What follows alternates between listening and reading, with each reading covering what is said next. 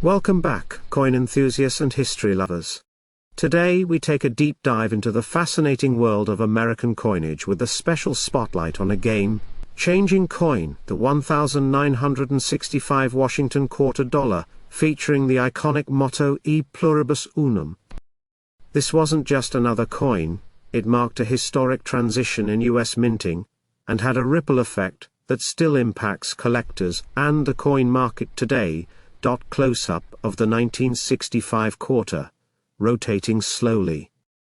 Let's explore its origins, design, the metal change that rocked the nation, the meaning behind E pluribus unum, and why this coin holds such historical weight. The origins of the Washington quarter.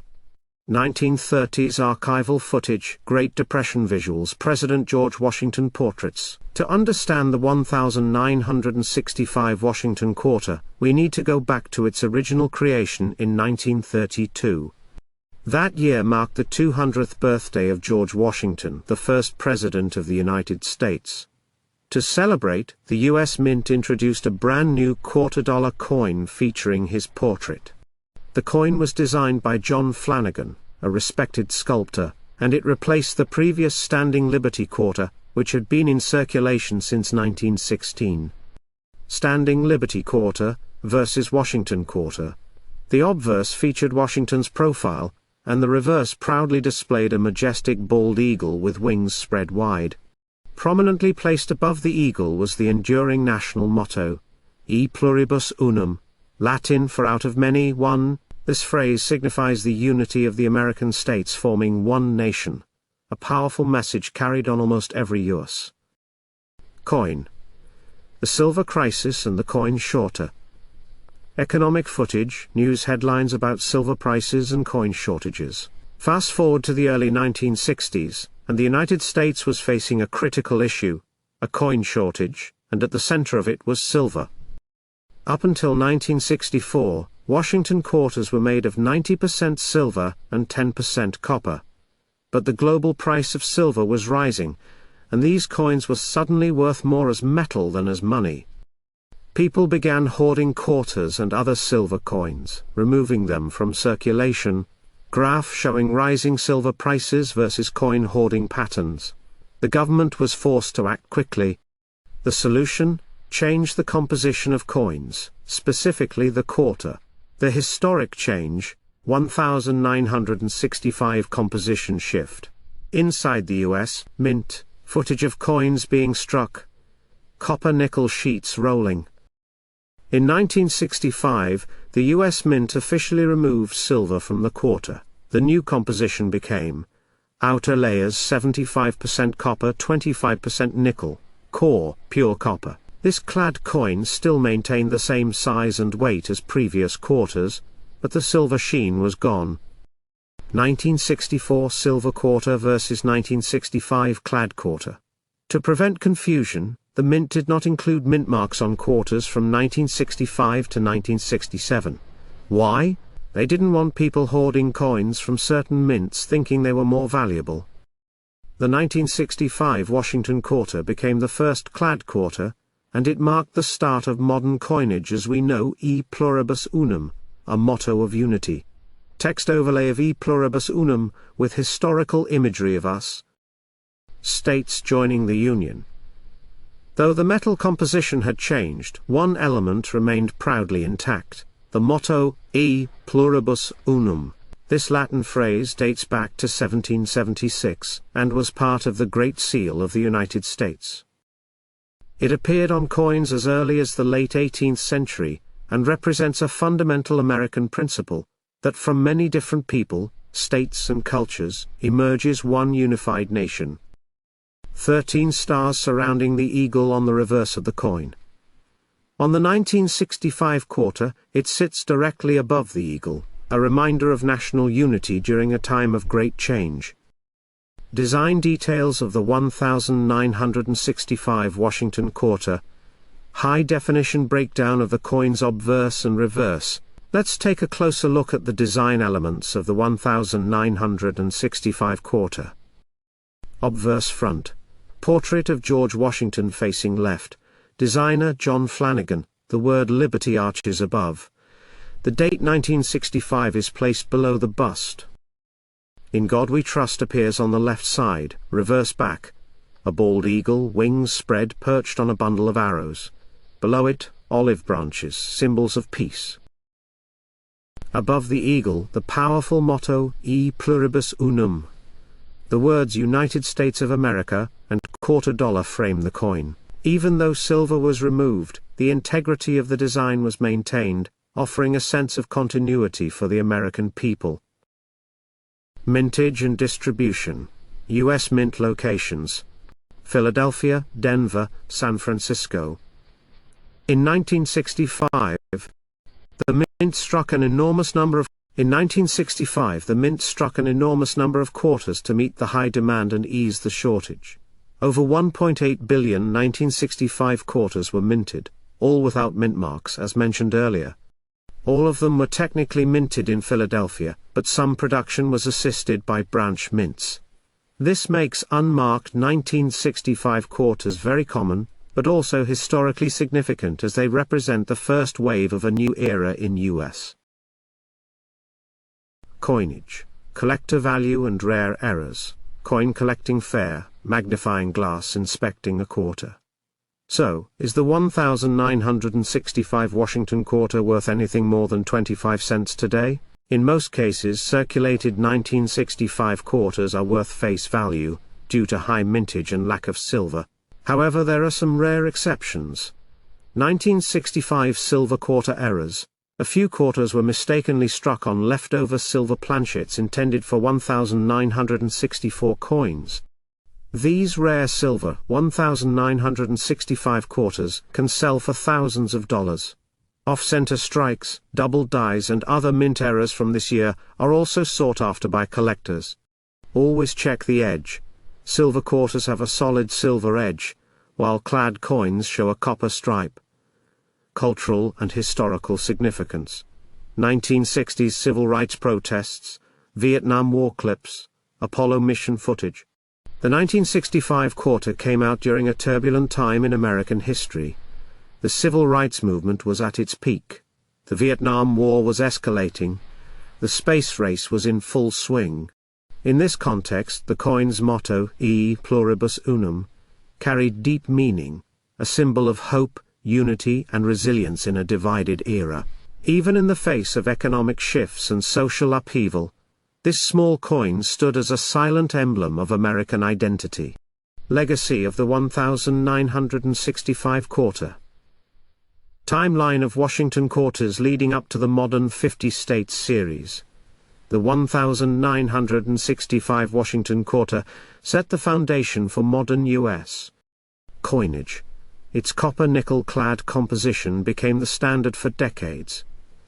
And while the design remained mostly unchanged until 1998, the quarter would later become a canvas for creativity. The 50-state quarters program began in 1999, followed by the America the Beautiful series. And now the American women quarters of today. All of them trace their legacy back to this transformative year, 1965. Conclusion. A small coin with a big story. Final montage of quarters through the ages, ending with a 1965 coin on a velvet cloth. So there you have it. The story of the 1965 Washington quarter dollar. A coin that marked a bold step away from silver, reflected a changing economy, and carried the timeless message of unity with E pluribus unum. The Washington quarter was first issued in 1932 to commemorate the 200th birthday of George Washington, the first President of the United States. The obverse of the coin features a left-facing bust of Washington, sculpted by John Flanagan, based on a 1786 bust by Jean-Antoine Houdon. Surrounding the portrait are the inscriptions Liberty, In God We Trust, and the year of minting, in this case 1965.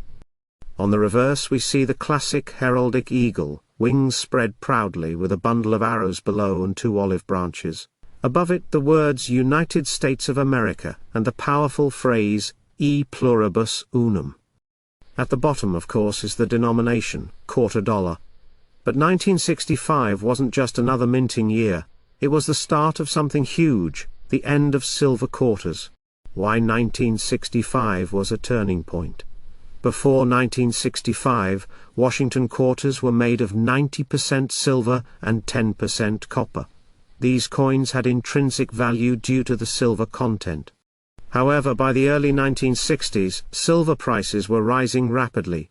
The cost of minting silver coins began to exceed their face value, prompting people to hoard them. To prevent a coin shortage, Congress passed the Coinage Act of 1965, which eliminated silver from dimes and quarters. As a result, starting in 1965, the quarter was changed to a clad composition. A core of pure copper, sandwiched between two layers of 75% copper and 25% nickel. This transition made the 1965 Washington quarter the first year of the clad era. And because of this pivotal change, the 1965 quarter holds a special place in numismatic history. Design elements, and e pluribus unum. The reverse design remains iconic, with the eagle and the inscription, e pluribus unum. This phrase, which first appeared on U.S. coins in 1795, reflects the nation's unity. In the context of the Washington quarter, it bridges American ideals with timeless classical symbolism. From a design standpoint, the 1965 quarter doesn't differ much from earlier versions, but what's under the surface has changed entirely. How to identify a 1965 quarter? To identify a genuine 1965 Washington quarter, look at the date. 1965 should be clearly visible on the obverse just beneath Washington's profile. No mint mark appears on 1965 quarters. All were struck at the Philadelphia Mint. Check the coin's edge. It should show a copper core with a nickel layer, giving it a two-tone appearance. If your 1965 quarter looks solid silver without a visible copper edge, you may want to pay closer attention. Rare variants and errors. Now here's where things get exciting for collectors. While most 1965 quarters are common and worth face value, some rare errors and variants exist. 1965 silver quarter error. During the transition in 1965, some planchets from 1964, made of 90% silver, were accidentally used. These are extremely rare, and can fetch $5,000 to over $10,000, depending on condition. How to test it? Weigh it. A silver quarter weighs about 6.25 grams, while a clad one is 5.67 grams. No copper edge. A silver coin won't show the copper stripe on the edge. Some 1965 quarters show signs of doubling on the lettering or date. These double die errors are collectible and can be worth $100 to $300 or more, depending on visibility and grade. If your 1965 quarter was struck off-center, missing part of the design, it might sell for $50 to $200 or more, depending on the percentage of the arrow. These quarters are missing a curved section, as if a piece were clipped from the edge. These can bring in $20 to $150. So before you spend that old 1965 quarter, take a closer look. Value breakdown. Now let's talk dot value. 25 cents to 50 cents. MS60 MS63 value $1 to $5. High grade mint state MS65 MS67 value $10 to $50, with some fetching up to $100 plus. Rare silver 1965 quarter error value $5,000 to $10,000 plus. Error coins, double die, off-center, and clipped planchet errors, can be worth anywhere from $20 to several $100s. The value jumps significantly when the coin is professionally graded by companies like PCGs or NGC. Here are some quick tips if you want to collect or sell 1965 Washington quarters. Weigh your coins. A simple kitchen scale can help you detect silver planchets. Inspect with magnification. Check for doubling or minting errors. Use a coin price guide, or online auction sites like eBay to gauge value. Get a second opinion. Certified grading adds authenticity and resale value. Also consider keeping your best condition coins in protective holders to preserve them. The 1965 Washington quarter may look ordinary, but its role in us Monetary history, and the possibility of rare variants, make it a worthy coin for collectors. Keep an eye out for errors, check for that rare silver version, and never underestimate what you might find in your pocket changed. If you enjoyed this video and want more coin collecting stories, hit that like button, subscribe, and tap the bell icon so you never miss a discovery. Thanks for watching, and happy collecting!